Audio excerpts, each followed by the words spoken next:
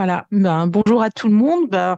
Déjà, merci à toutes les personnes qui sont présentes au cours de ce webinaire. Donc, je vais essayer de compléter aussi ce que l'ensemble de mes collègues ont dit par rapport à notre présence essentielle dans les établissements.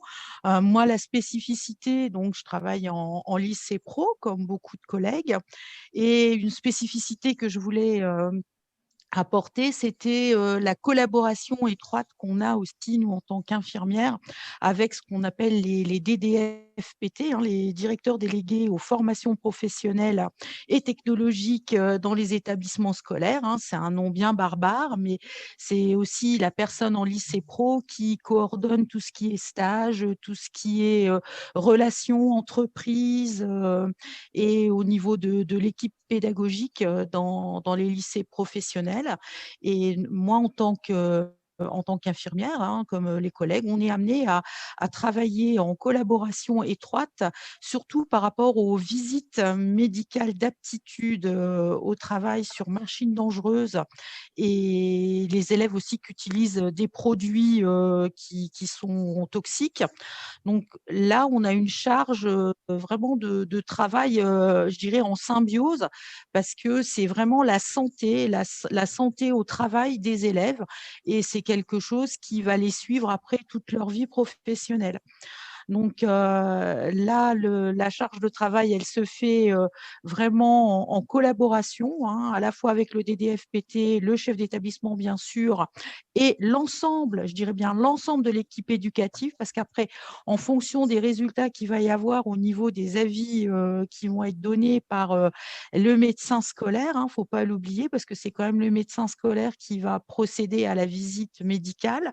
Nous, on est là à côté, on est là pour organiser, pour coordonner, mais le médecin, lui, il fait le job, voilà. Et ensuite, nous, on récupère les petits avis qu'il va nous donner, et ça va être charge à nous, en collaboration avec le DDFPT et les enseignants, de faire remonter justement quand il y a des petits soucis de santé au niveau des élèves, de façon à ce qu'ils puissent avoir leur sésame, comme je dis, leur attestation pour pouvoir aller en stage, pour pouvoir utiliser les machines en atelier, et être performants, et pouvoir avoir leur diplôme, parce que c'est aussi cette partie de santé qui fait que ça rentre aussi dans le parcours professionnel, de la professionnalisation d'un élève. Voilà.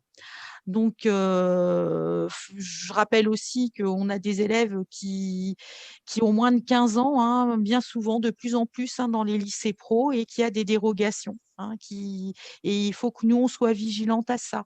hein, euh, et on travaille justement en début d'année, on essaye de faire un récapitulatif avec toute l'équipe pour bien cibler tous nos élèves qui doivent passer cette visite qui est obligatoire jusqu'à leurs 18 ans. C'est vrai qu'après 18 ans, voilà, là, c'est un autre sujet de polémique. Ils n'ont pas de visite. Ça serait bien qu'ils en aient une quand même. Mais bon, voilà, c'est autre chose. Voilà, après, ils sont censés partir travailler et avoir la visite qu'on appelle la visite professionnelle de médecine du travail. Nous, on ne la connaît pas trop, mais bon, voilà. Merci.